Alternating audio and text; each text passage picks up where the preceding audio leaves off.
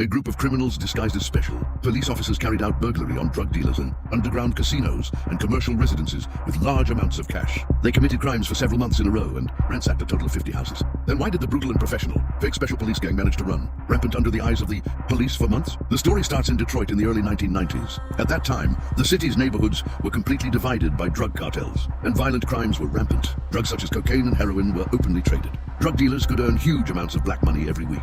They never deposited dirty money in the bank, but hid a large amount of cash in the sofa mezzanine, under the mattress, and in the shoebox. This also became the fatal flaw that these gangsters targeted. The gangsters precisely pinched the weakness of drug dealers. Drug dealers themselves engaged in illegal activities. Even if they encounter a robbery, they will never dare to call the police. But the risk of robbing armed drug dealers is extremely high. Drug dealers are armed with guns, and there are bodyguards around them. Rashly breaking in will only lead to a gunfight. Only in the face of the police, drug dealers dare not fire and resist. They have been in the gray area for a long time. They know very well that the police come to the door to fight drugs, and obediently lie down and cooperate is the only way to survive. Seeing this, the two core leaders have finalized a crazy criminal plan, disguised as special police throughout the process, copying regular police tactics. And once the robbery is completed without a shot, the robbery gang is divided into two core pillars, the think tank Obicat and the violent instructor Andre. The material planner Obicat is close-minded and spends weeks perfecting the full set of crime plans, forging court search documents, stepping on the target houses around the clock, and recording the occupants' work and rest law.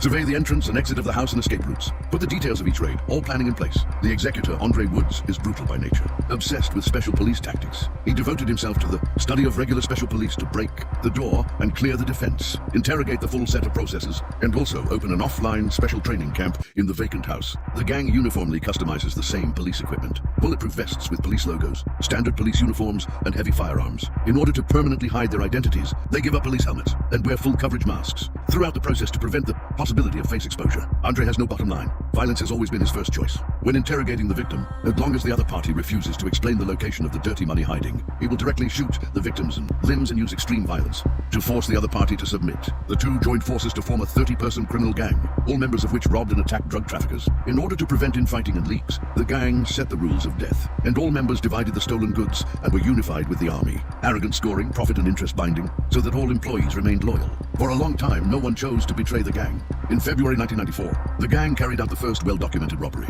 They raided a well-known drug dealer den, and all the staff broke through the door with standard special police tactics. Everyone in the house instantly collapsed and immediately surrendered. Only one drug dealer was lucky enough to determine that the other party was a regular police officer. He did not dare to be a random animal and refused to cooperate with the interrogation. The gang members shot directly, and the bullets grazed his. The scalp flew over. The ultimate deterrent let him collapse. Truthfully explained the dirty money in the sofa mezzanine until the gang was evacuated. The drug dealer realized that the person who came was not a police officer. He immediately called the police, but the real police arrived at the scene confused. That night, the area did not have any special police anti-drug operations, nor did the official search mission. The victim clearly described the suspect: a full set of police equipment, professional tactics, but the police did not have any comparison clues. The case can only be temporarily put on hold, and this is just the beginning of the crime spree, the beginning of the following months. The exact same robbery, frequent throughout Detroit. Some robbed drug dealers choose to call the police, some silently endure. The police quickly joined the FBI to set up a special project task force, full pursuit of this ghost. The investigation of the fake special police gang has always been difficult.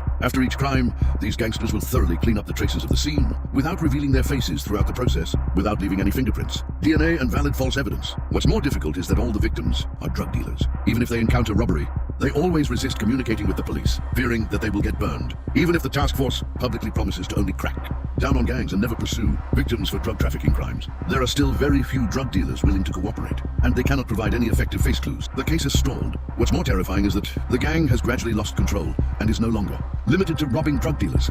Innocent civilians have also been implicated. They once broke into the home of a 70-year-old man living alone due to address errors. After finding the wrong target, they not only did not evacuate, but instead violently interrogated the old man and broke the old man's arm directly. Tracking records show that at least 6 women were brutally attacked by gangs during the robbery. This disguised robbery turned into a terrorist atrocity against innocent civilians. The task force once had a terrible conjecture. The gangsters' tactics were too professional, and the process was too standard. Would it be a corrupt police officer who was serving or retired? The police immediately reviewed all the files of police officers who had been fired in recent years and were involved in corruption. In the end, they did not find any matching personnel, but the secret criminal empire would eventually lose to an accident. On July 26, 1994, the police received a report of a street shooting. A man who was seriously injured and fell to the ground was found at the scene. He was wearing a full set of police tactical equipment, a Rolex bulletproof vest, a mask, and was scattered with guns and ammunition. All characteristics were completely consistent with the mysterious fake SWAT gang Garrison, a member of the wounded official gang, was shot 5 times, his abdomen and limbs were pierced by bullets, and his injuries were serious. The police immediately sent him to the hospital for rescue.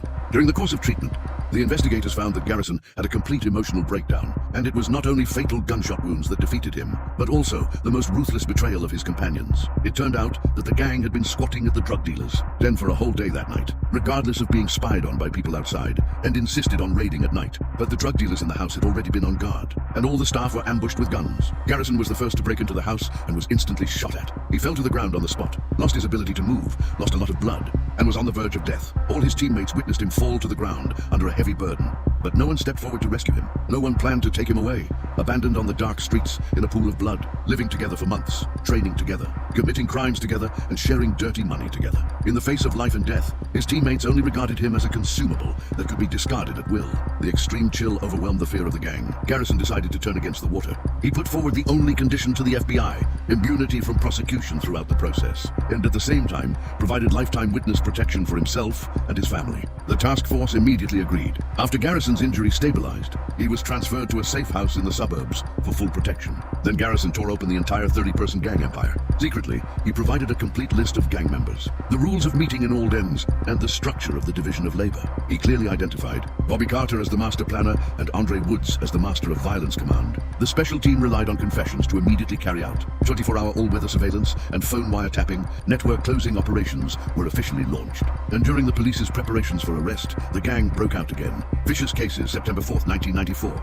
Andre Woods privately transformed the den into an illegal casino after a gambling dispute. He shot 4 men in public, bloody murder case. Led him directly on the list of the most wanted criminals in the United States. Just a week later, under the huge pressure of the whole country wanted, Andre took the initiative to surrender to the police station. After the number 2 leader was arrested, the general plan Obi Carter was sealed and stood up. The form became extremely cautious, frequently changed residences to adjust travel time, and moved to multiple secret dens. According to wiretap intelligence, the gang planned to implement the final plan in November 1994. A large-scale robbery. The police were all ready, warning all the participating special police in advance. The gang is extremely brutal and equipped with police armor-piercing bullets of the same type. Under the end of the road, will fight to the death to resist. November 11th at 9 p.m., the arrest operation officially started. 6 gang members wearing police uniforms, carrying heavy weapons to leave the den. Already on standby, real police cars immediately pursued.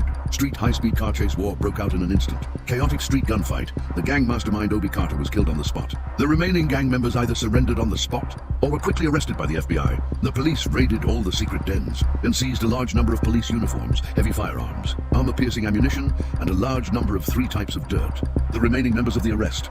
In the face of conclusive evidence in the end, 30 people in the gang were arrested and convicted except for the death of Obi Carter in the shootout at the end of the Head and Garrison's protection plan. The remaining 28 people were all arrested and convicted. This rampant Detroit, nearly a year of fake SWAT crime was destroyed, and no law enforcement officers were injured in the entire arrest shootout. The trauma left by this crime can never be erased. The 70-year-old man whose arm was broken has been living in fear of knocking on the door for the rest of his life. 6 women who were victims of violence have been unable to escape the psychological shadow for life. The content of this issue is here. See you next time.